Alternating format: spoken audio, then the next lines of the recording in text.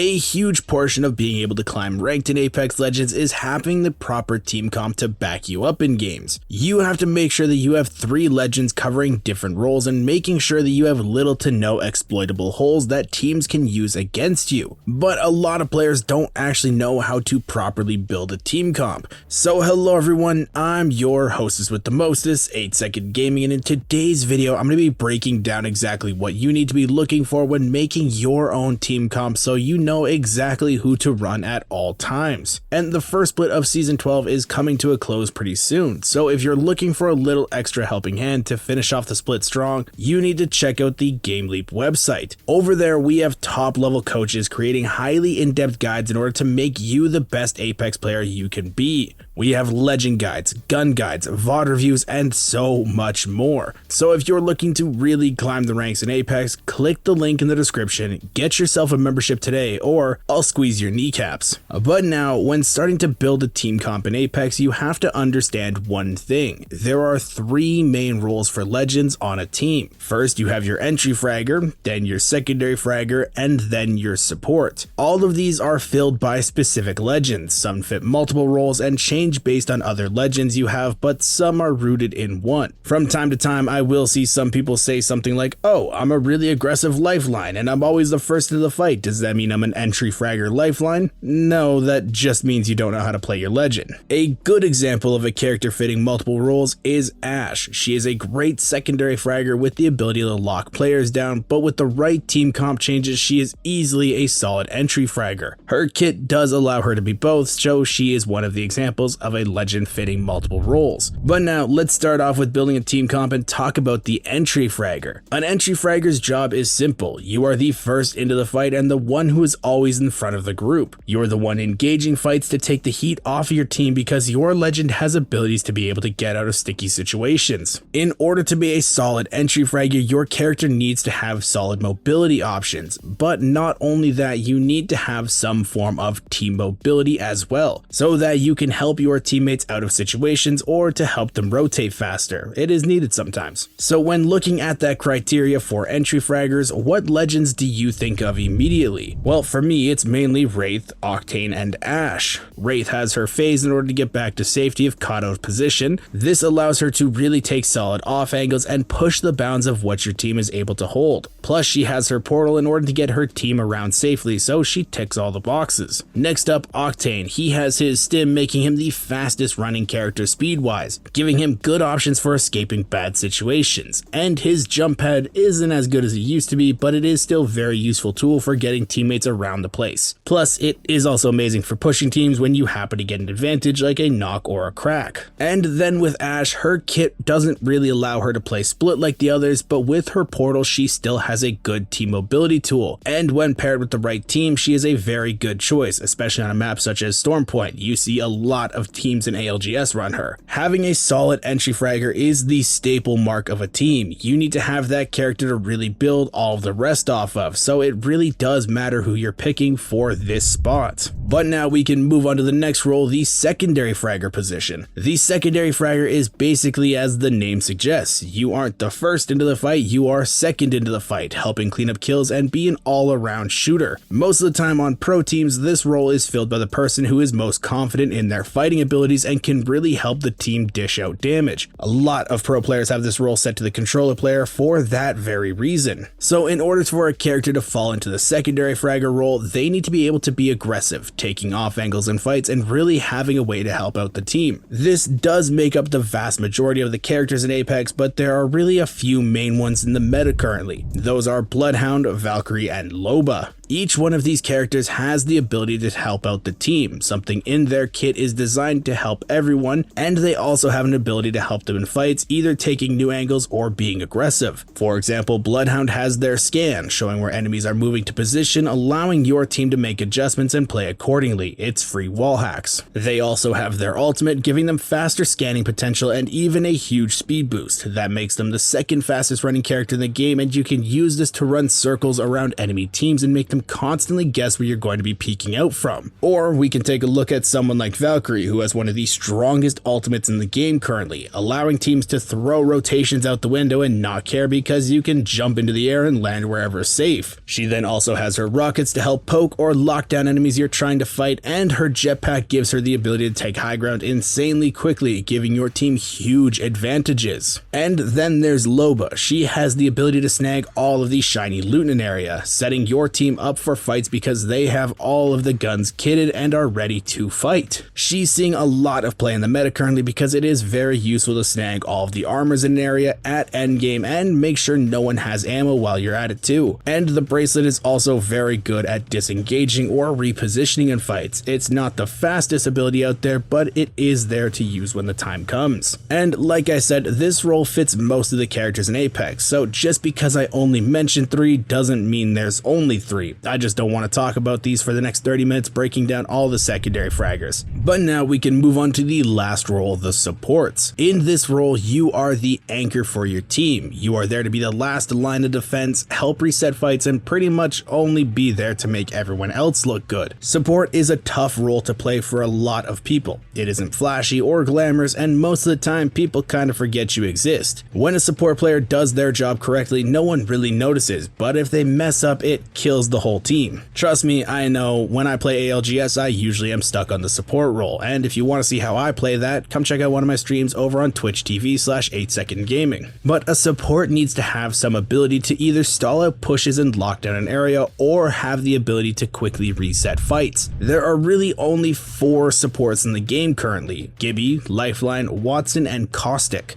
Gibby and Lifeline are kinda in the same boat. Gibby right now is a better choice, but they fall under the same category of fight resetters. They have really good res abilities and can help their team stabilize after a fight, making it so you can refocus onto a potential third party coming your way and not die immediately after. And Caustic and Watson fall under the holding area side of things. They are the only ones who can lock down buildings and areas and make it very tough for teams to push into you. If you make it a big enough hassle for a team to get to you, they may give up or die trying. For some teams' playstyles, a defensive legend is a must. But now you know the fundamentals of building a team, so let's take a little quiz, shall we? I'm going to build 2 teams, then you need to tell me what team comp is better based on all of the stuff we just talked about, okay? So first team is Wraith, Seer, and Caustic, and the second team is Octane, Mirage, Rampart. If you said the first team, you would be absolutely correct, though the second team does have a solid entry fragger. With Octane, it lacks a real secondary fragger and support. Mirage and Rampart do technically fall under the categories. They really kind of lack abilities we went over earlier. Mirage doesn't really have an aggressive ability to help him out in fights, and Rampart doesn't really have a fight resetter or a support-like ability. So just remember, if you are building a team, think about this video and go over all of the fundamentals for the different roles. There are a ton of different team comps that you can build out there, so try to have a little bit of fun if you don't really want to play certain meta characters. But I really hope you guys enjoyed this video and learned something new. If you did, remember to smash that like and subscribe button to stay up to date with the latest and greatest Apex Legends tips, tricks, and news. Thank you all for watching. Once again, I'm 8secondgaming, and I will see you in the next one.